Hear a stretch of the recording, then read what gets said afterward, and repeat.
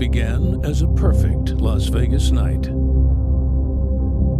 A sold-out country music festival, warm desert air, and the skyline glowing over the Strip. And then, the night was shattered. Be advised, this is automatic fire. Fully automatic fire from an elevated position. Take cover.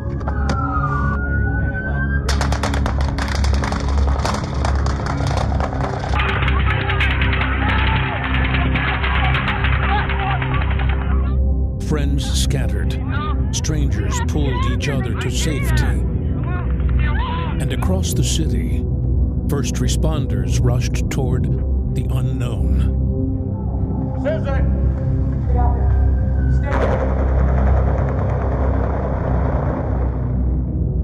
But how did a night of music and celebration transform into an unimaginable tragedy? Run!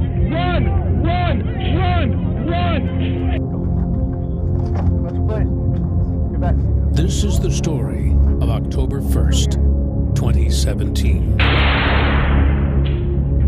The deadliest mass shooting by a single gunman in American history. Told minute by minute.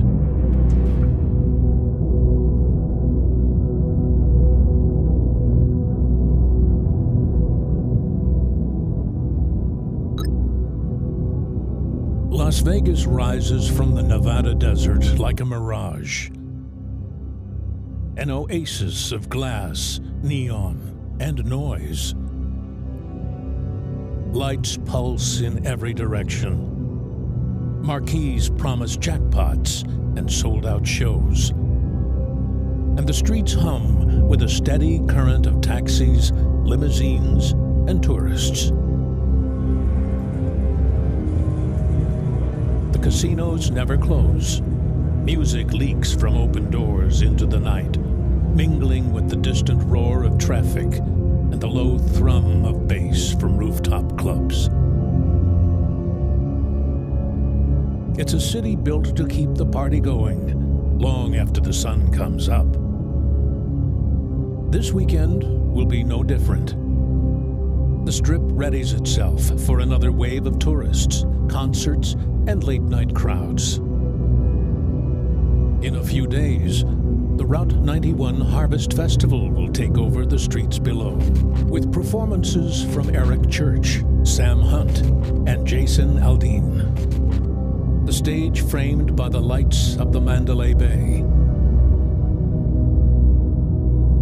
That same day, a man named Stephen Paddock arrives in town. He checks into the Mandalay Bay Hotel, room 32-135, a corner suite with a commanding view of the festival grounds. The windows stretch wall to wall, floor to ceiling.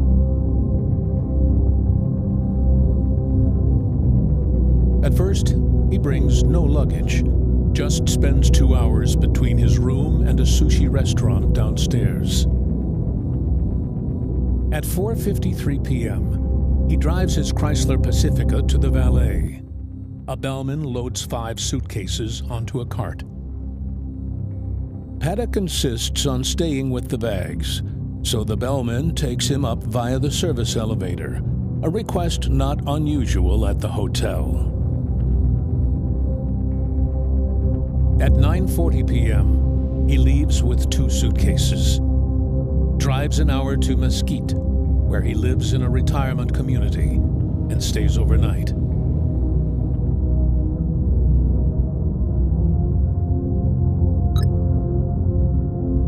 The next evening, he returns to Vegas, stopping first at the Ogden, a downtown condominium complex where he has also rented rooms for the week.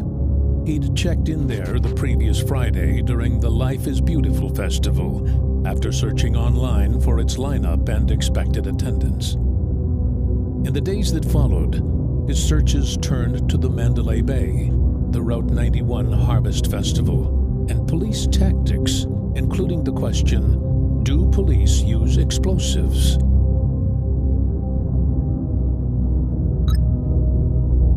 Late Tuesday night, he returns to Mandalay Bay. This time, 7 more suitcases are brought up by a different bellman, again via the service elevator. Paddock tips generously, then spends 8 hours gambling, playing high-stakes video poker, drinking comped drinks, and feeding thousands into the machines without showing emotion. The following night, the pattern repeats. More trips, more luggage. He moves with the same slow, deliberate rhythm, never hurried, never flustered, his comings and goings blending into the noise of the casino. On Thursday, he buys a .308 bolt-action rifle, then drives out toward the edge of the desert. At a shooting range, the afternoon heat shimmers off the sand. The air cracks with gunfire from nearby lanes, bursts, pauses, the ringing echo of metal on metal.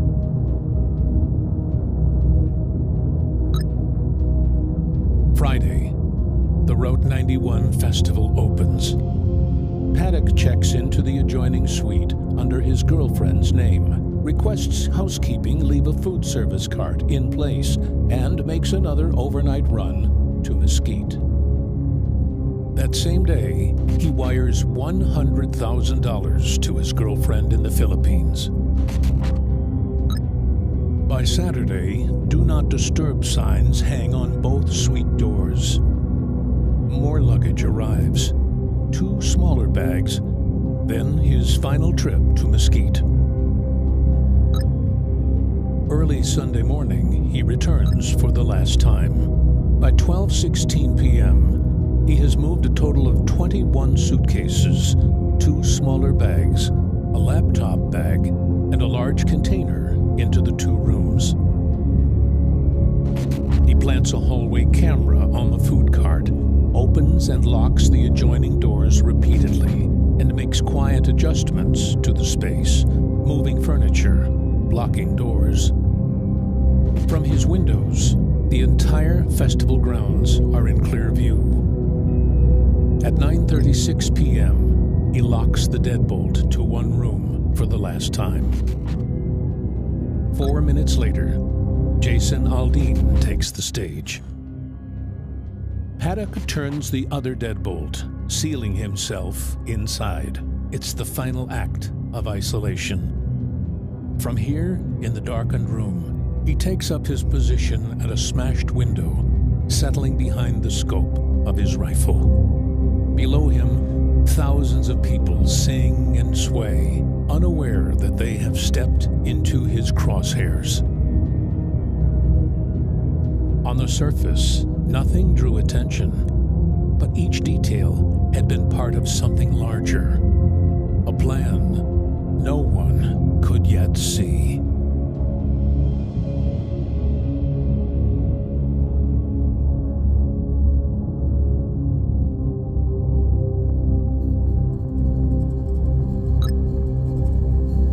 On stage, Jason Aldean plays to a sea of fans. His voice carries over the crowd, more than 20,000 fans packed shoulder to shoulder.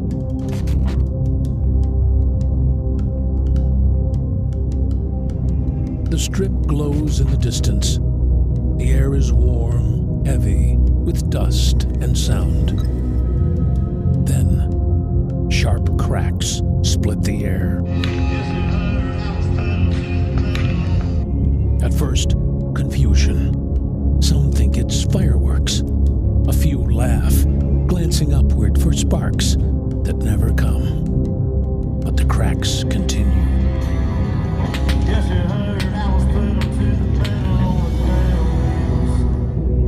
Some investigators later believe those opening shots weren't aimed at the crowd at all, but at nearby aviation fuel tanks. His bullets pierced the steel, but jet fuel doesn't explode on impact. It's too stable, too dense, and the tanks are built to withstand it. The attempt failed. On the ground, the music falters. The band plays on, But the rhythm shifts. The crowd ripples with unease. Faces turn toward the exits. A few begin drifting cautiously away.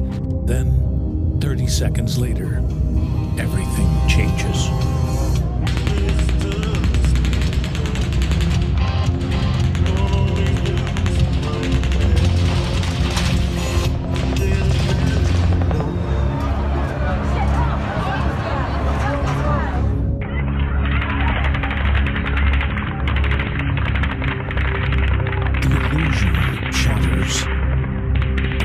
Surges. Panic catches like fire. Stage lights flare, illuminating a sea of faces. Fear where there was joy. Chaos where there was calm.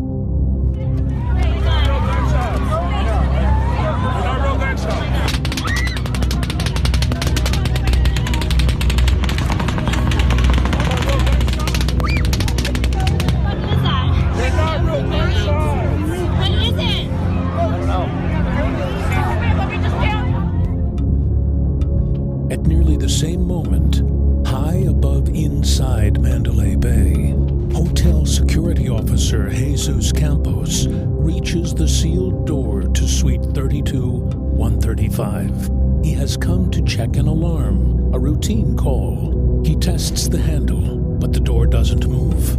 It's jammed, barricaded from within. Campos pauses, frowning, then lifts his radio to report that the door is blocked.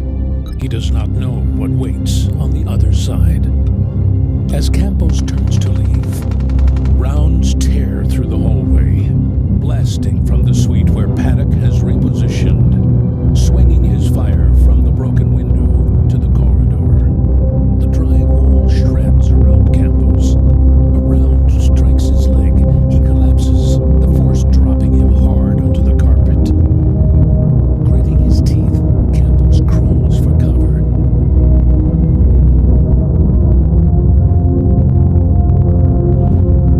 The strip is transformed. Police frequencies ignite.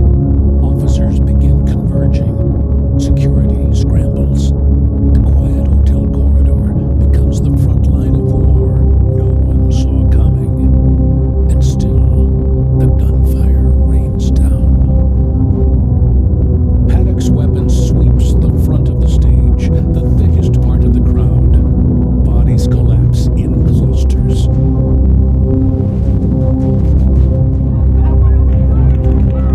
17 seconds later, a third burst.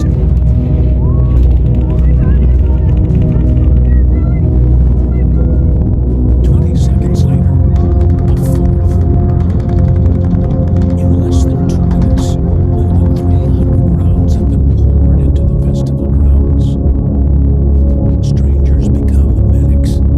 Belts tighten into tourniquets. Shirts press against wounds.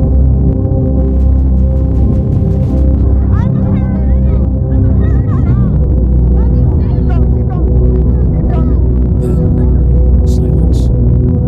Nearly 1 minute, 50 seconds. A haunting pause. The crowd does not know what it means. Some freeze, waiting for the next eruption. Others seize the moment, breaking for gaps in the fences, sprinting across open ground, dragging the wounded, shielding loved ones. High above, Campos lies wounded, gasping, clutching his leg. Then, a sound. Footsteps. Hotel engineer Stephen Schuck rounds the corner. He was on his way to investigate the barricaded door Campos had called in. Campos shouts a warning. Schuck dives back, the two men pressed against the wall, trapped in the narrow hallway.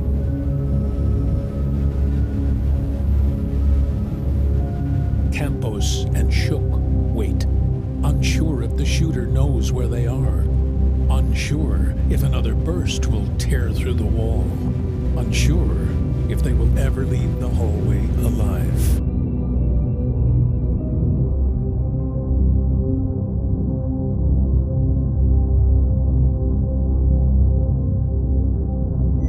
automatic fire coming from one floor ahead.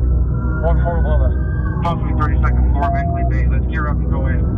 When me coming in here, A patrol car races onto the strip. Its lights cut through the chaos. Officers spill out, weapons drawn. They press themselves against the concrete wall, advancing cautiously toward Mandalay Bay. Every second, bullets crash down from above. They wave desperate concert-goers back into the venue, away from the open line of fire. And then, Paddock shifts. His barrel drops. He sights them.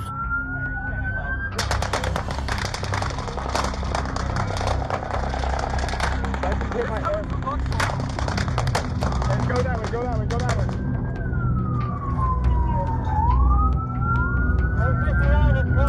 Hey, they're shooting right at us, guys. Everybody stay down. Stay down. Where's it at? North of the Mandalay Bay. It's coming out of the window. What? Take it out. Mandalay Bay Drive, east of the boulevard. We got about 40 to 50 people. We're pinned against this wall. Break. We're taking gunfire.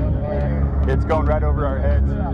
There's debris coming over our heads. 6 minutes in. On stage right, the grounds are nearly empty. A sea of bodies already gone. But stage left is different. Hundreds are still trapped, crouching behind barriers, pressed flat to the dirt. God damn it. Paddock unloads his 8th burst.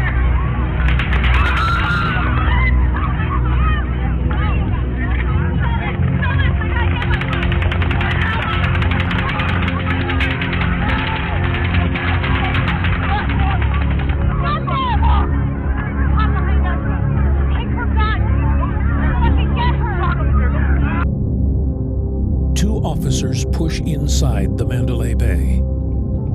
They move quickly, searching for security staff who can get them to the 32nd floor. The floor where Jesus Campos and maintenance engineer Stephen Schuck are pinned down. But the hallways are deserted.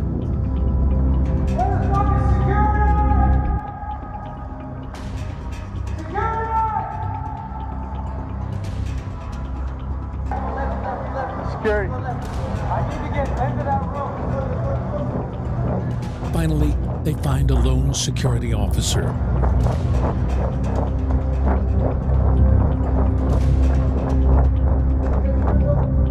He leads them to a service elevator still in operation. It is their way up.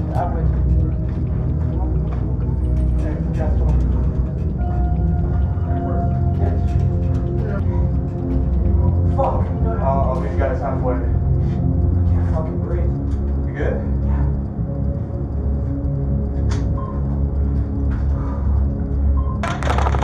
Okay, you guys. But Paddock isn't finished. He answers with a 10th burst. Stay against the wall.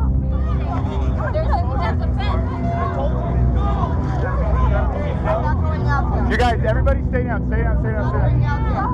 Somebody open the gate. Everybody out! Get out of here! Couples drag each other toward the rear gates. Strangers carry strangers, arms locked around shoulders, slick with blood. The crowd is no longer a crowd. It's a tide, surging, desperate. Run! Run! Run! Run! This way! This way! Don't stop running! Active shooter! Run!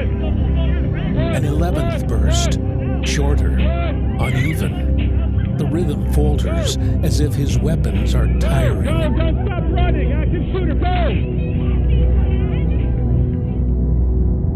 10:15 p.m. A 12th and final burst. No more than 50 rounds. Slower now. A stuttering cough of fire. Then, silence.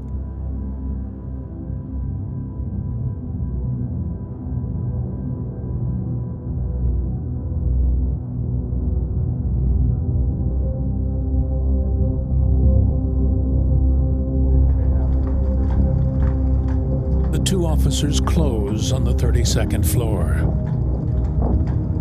They sweep the hallway, eventually finding Campos and Schuck. Both are shaken, but alive.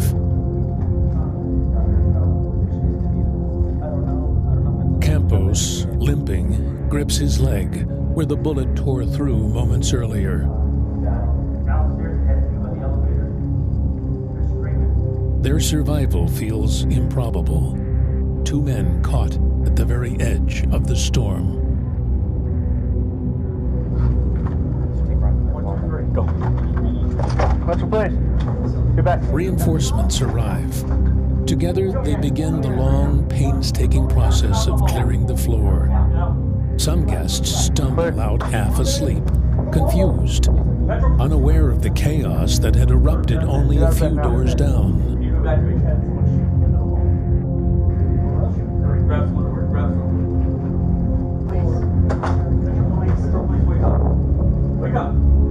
Every knock carries risk.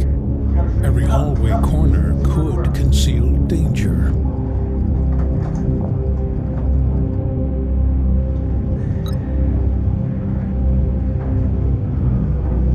Further down the hall, another tactical unit stacks against the door of Suite 32-135. The command is quiet, tense.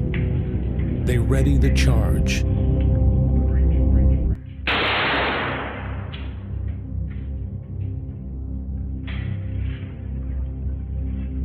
The hall falls into a hush, broken only by the rising whine of the wind through shattered glass. The sound of it is unmistakable. A low, haunting whistle, funneled through the gaping voids where Paddock had smashed the windows wide open.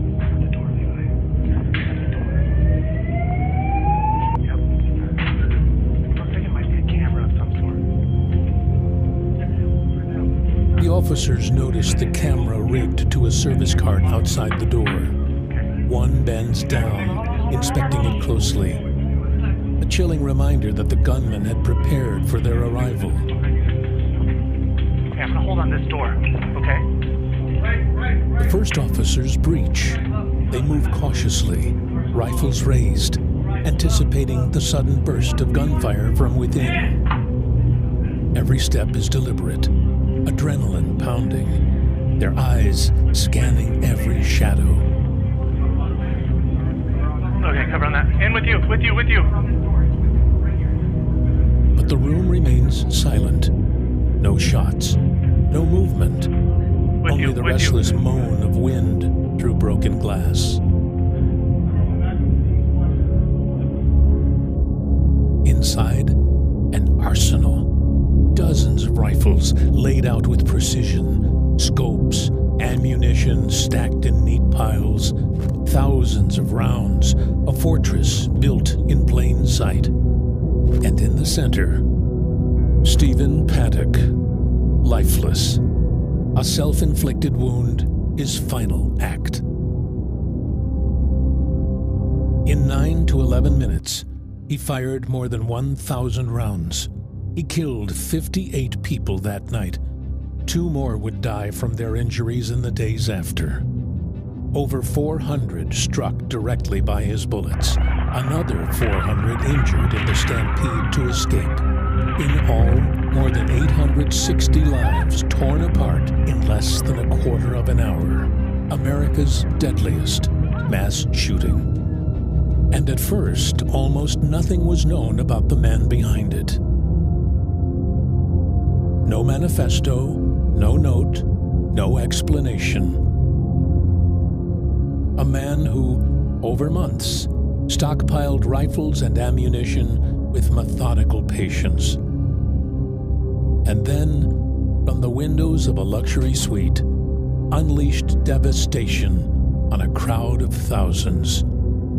A plan so meticulous, so carefully timed, that only one question lingers in the silence that followed. Who was Stephen Paddock?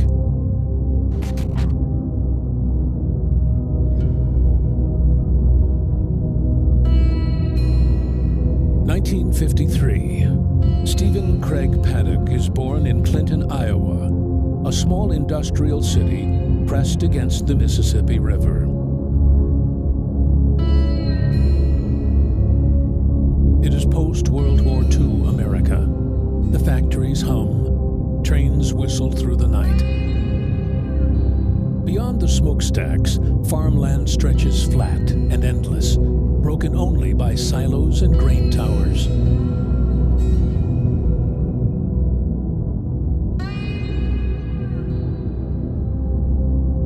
Life in Clinton is measured by church gatherings, high school games, and the rhythm of shift work.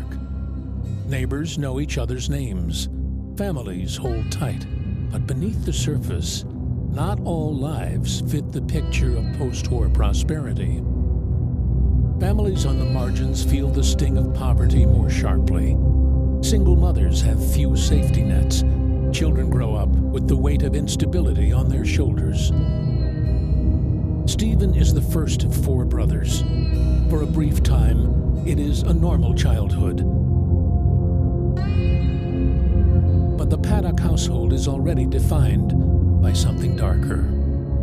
His father, Benjamin Hoskins Paddock, is no ordinary man. He is a convicted bank robber with a long record, a career criminal whose life runs on the opposite current of the American dream. Stephen is just 7 years old when his father is sentenced to 20 years in federal prison. But even that does not end Benjamin's story. 9 years later, he escapes, vanishes, slips out of custody and disappears into the underworld. The FBI adds him to its 10 most wanted list. Posters declare him psychopathic, armed, and dangerous. And then he is gone. For Stephen and his brothers, the absence is permanent. Their father will never again be part of their lives. Their mother is left alone, raising 4 boys while bouncing from place to place. Arizona, California, always edging toward poverty, never far from collapse. The brothers will later speak of a childhood shaped by anger, a resentment that grew inside them. But Stephen seemed different. He did not lash out. He did not explode. Instead, he withdrew inward, quiet, controlled. He thought in numbers, in details, in rules that could not be bent. By the mid-1970s, he is drawn into the structure of federal service. His first job, a mail carrier for the U.S. Postal Service. The most ordinary of duties, measured in routes and schedules. Later, he shifts into auditing for the Internal Revenue Service. Long days poring over financial records, tracking decimals across pages, navigating the rigid order of tax law. In the 1980s, he moves into defense contracting, still federal work, still inside the machinery of systems and rules. He handles money, paper, logistics. He builds a life within structures designed to keep chaos at bay. And then he walks away. He leaves public service behind and turns to private fortune, real estate, apartment complexes, rental properties, small deals quietly stacked until they form something larger. His empire grows in silence, one acquisition at a time.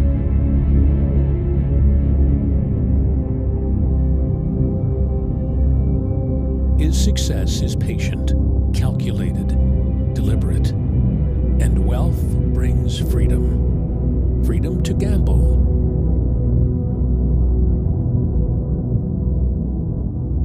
For more than 25 years, casinos become the constant backdrop of Stephen Paddock's life.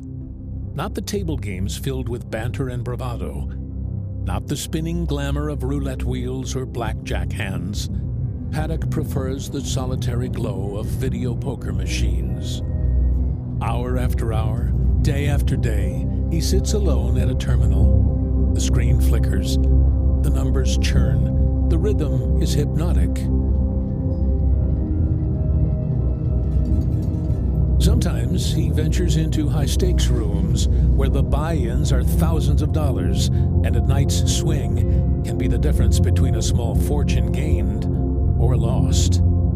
To Paddock, gambling is not a thrill. It is mathematics, a cold calculation of probability, odds, and endurance. The casinos notice. He becomes a familiar face. Complimentary suites, free meals, perks reserved for those who play big and play often. In the months leading up to October 1st, reports suggest Paddock hit a streak. He walked away with roughly $860,000 in winnings. For most gamblers, it would be life-changing. For Paddock, it was just another transaction.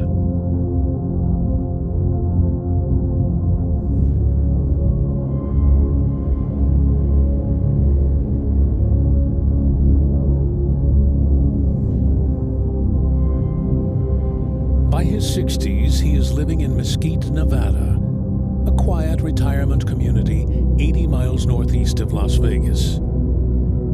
He shares the home with his girlfriend. To neighbors, they are quiet, pleasant enough. He waves politely. He is seen loading his car, sometimes traveling. Conversations are short. There are no loud arguments, no police visits, no signs of trouble at all. The picture is unremarkable. No criminal record, no documented history of violence, no extremist ties, no manifesto, no diary entries, nothing. From the outside, Stephen Paddock looks like any other retiree, spending his final years in desert comfort, wealthy, private, ordinary. But beneath the stillness was something else. Paddock was not impulsive. He was not reckless. He was meticulous, methodical, capable of planning with extraordinary patience. And it was in that precision, in that silent, invisible darkness, that he began to construct something no one around him could see.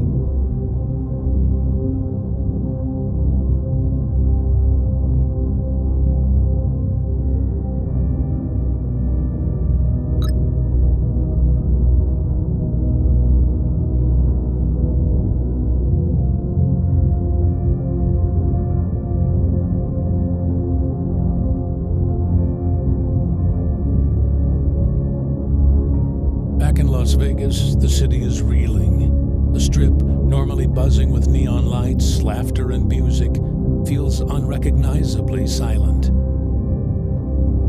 As night turns to morning, the urgent search begins for answers and for the missing. Right now, we know that there is still a massive effort to reunite families with their loved ones. Many people haven't been able to contact them after the shooting, with that number of people injured up to 500, actually over 500 people now. In hospitals and shelters across the city, families begin their search. They walk the halls, scanning faces, clinging to the fragile hope that a loved one might still be found. For some, there is relief. For many others, there is only heartbreak. Among the wounded that night was Curtis Leone, an off-duty police officer. He was hit by gunfire, yet somehow survived.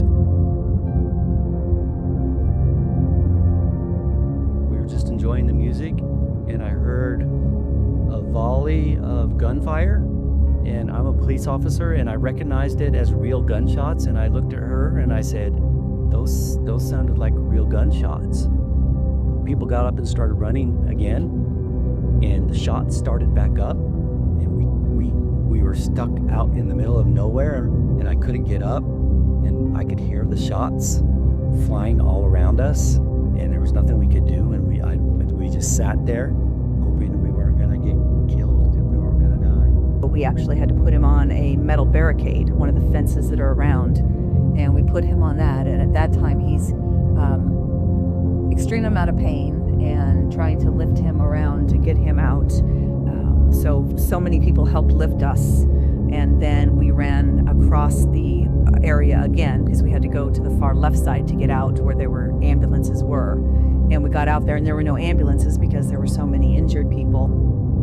I'm mad at that guy. I'm mad. Why would you do something like that? And just the whole situation. We're there to have a good time, and something like this happens. And you know, our lives are changed forever for no reason, and that really makes me angry.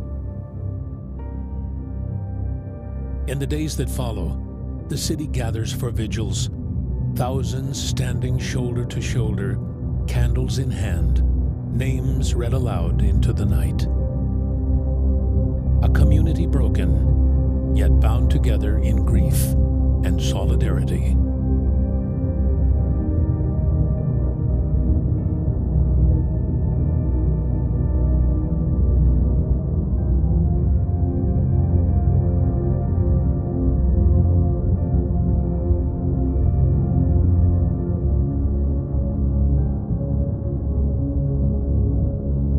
And then the funerals begin.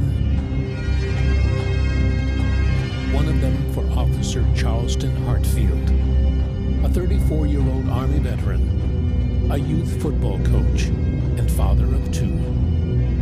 Hundreds gathered to pay tribute. Look at the word father, soldier, police officer. You see his picture. His loss is devastating, ladies and gentlemen. This country, this community, this is the police department, our National Guard, we are suffering because of it.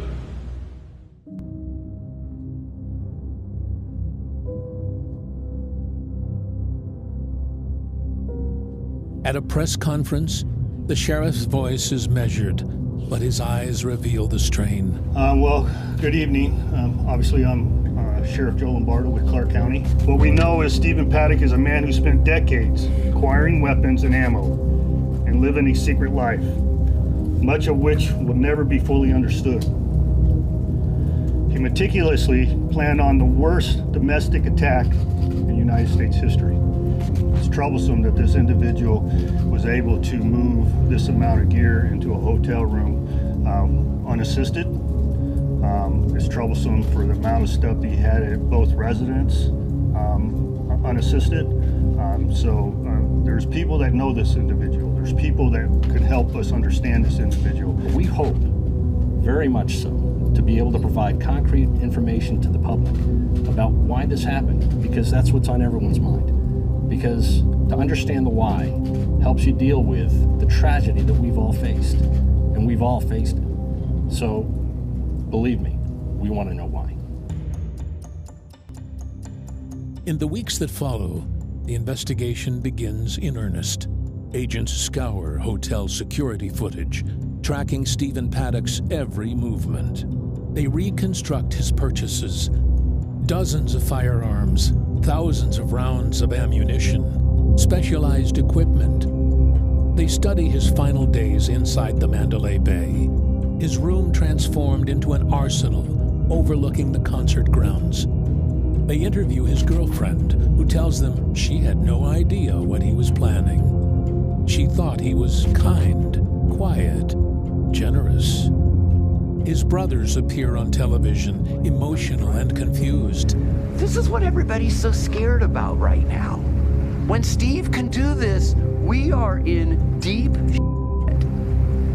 Because there's just nothing there. You find me where someone who's like Steve does this. I hope the hell they find, when they do the autopsy, that there's a tumor in his head or something. Because if they don't, we're all in trouble. Reporters travel to Paddock's home in Mesquite, Nevada. They knock on doors, hoping neighbors might offer clues. Some recall him as polite, if distant, a man who kept mostly to himself. Others remember brief conversations, small talk about the weather or casinos, but nothing that hinted at the darkness ahead. And that's what is very concerning, knowing that every time he would either come home or leave his house, he had to drive right by our house, and to be bringing that much ammunition and firepower in, driving right by, waving to him, is very concerning. You would never expect him to be a person that would do what he did last night.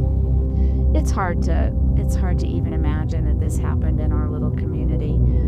We're used to, just like we were out for a walk just now, but we walked by his house the other day, because that's what you do in this community, and you say hello to people in the community, and you don't necessarily know them, because it is a kind of a snowbird, people kind of in and out kind of community, but everybody's friendly, and you always feel like your neighbor will help you no matter what, whether you know them or not. It's just the kind of community that it is. On January 18th, 2018, the Las Vegas Metropolitan Police Department releases its preliminary report. It provides detail, it provides timelines, but it does not provide the answer everyone is searching for: motive. The FBI proposes one theory, that Paddock was driven by a desire for infamy, shaped by suicidal thoughts and a decline in his finances. But his family disputes this. In March 2023, newly released FBI documents add yet another layer. They suggest Paddock may have grown disillusioned with Las Vegas casinos, angry over what he saw as the mistreatment of high rollers like himself. Perhaps, they speculate, the attack was an act of vengeance. But the Las Vegas Metropolitan Police dismiss this theory, standing firm on their conclusion: the motive remains inconclusive. Some psychologists suggest something darker, that as a wealthy older man who had already lived a life of material comfort, Paddock had grown bored. The thrill he once found in high-stakes gambling was fading. The adrenaline was gone. Perhaps he sought a greater rush, one so extreme that it could only be found in the act of unimaginable violence. One comparison is especially the most dangerous game. A wealthy big game hunter, bored with killing animals, turns to a new sport.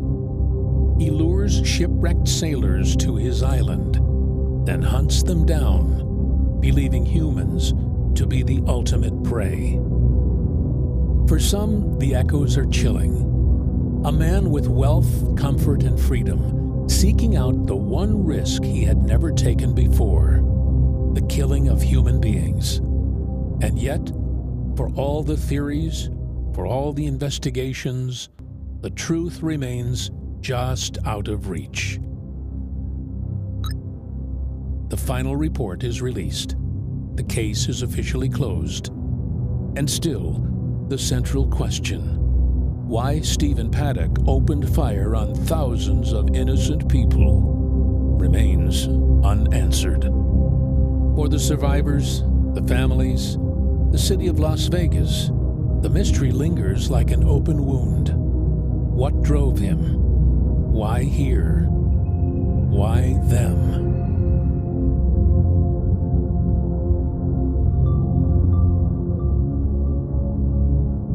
In the aftermath of the Las Vegas shooting, grief quickly turned to anger.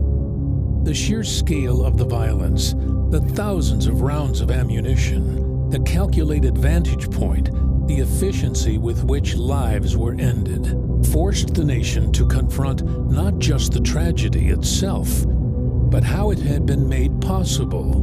Investigators revealed that Stephen Paddock had outfitted several of his AR-15 style rifles with bump stocks. These aftermarket devices, which replace a rifle's standard stock, were marketed as legal accessories. Clever engineering that skirted the line of what the law allowed. The mechanism harnesses the weapon's own recoil, bumping the trigger rapidly against the shooter's finger.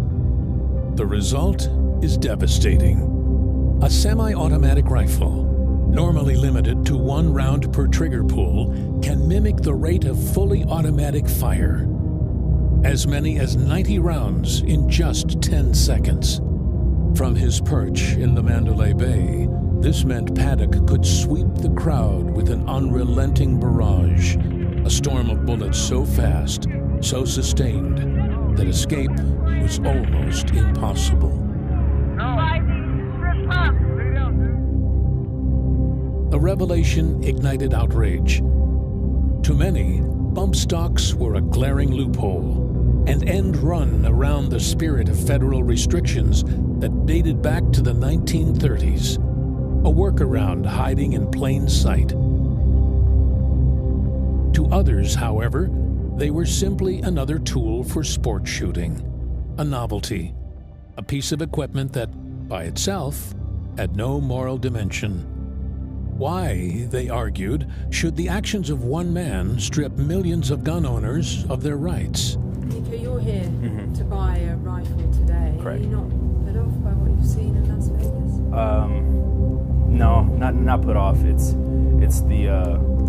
not the weapon's fault. It's the person that's holding the weapon, which a lot of people don't understand. They want to blame something else and not take the responsibility of what their actions are. I think they've done too much as it is, you know.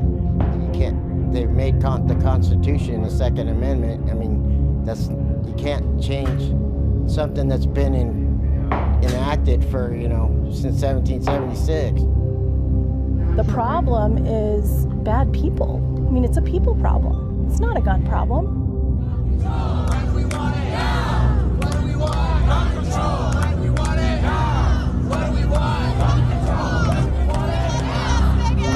And so, once again, America found itself divided, grappling with the same questions it had faced after so many other mass shootings.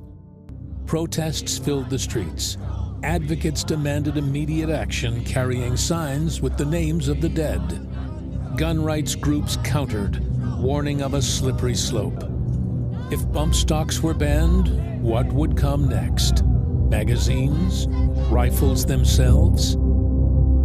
The debate raged in Congress, on cable news, in town halls across the country. And in 2018, legislation was finally passed. Stocks, now officially banned. The Trump administration rolling out the new federal regulation this morning. The devices make it easier to fire rounds from a semi-automatic weapon by harnessing the gun's recoil to bump the trigger faster. For a brief moment, it seemed a line had been drawn. But history would prove that line was fragile. In 2024, after years of legal challenges, the ban was overturned. The courts ruled that the government had exceeded its authority. Bump stocks were once again legal.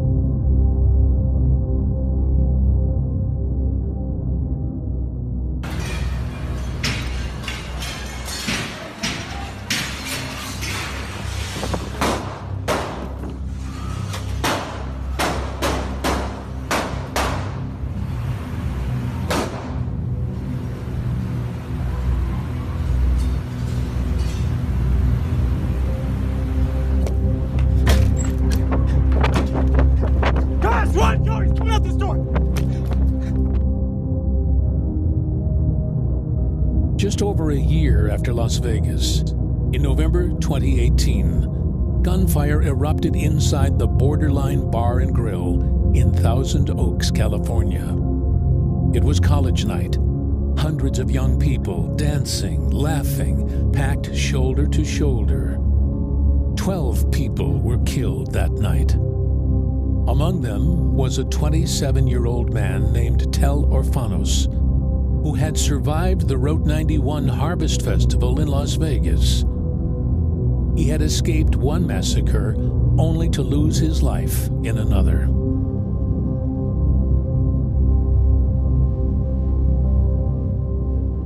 The tragedy hit like a cruel echo. It seemed to collapse the distance between shootings, blurring them together into a continuous line of grief and outrage. A cycle that felt inescapable. As vigils turned into marches, and marches turned into more vigils, the same arguments repeated, the same wounds reopened. The same cycle played out over and over.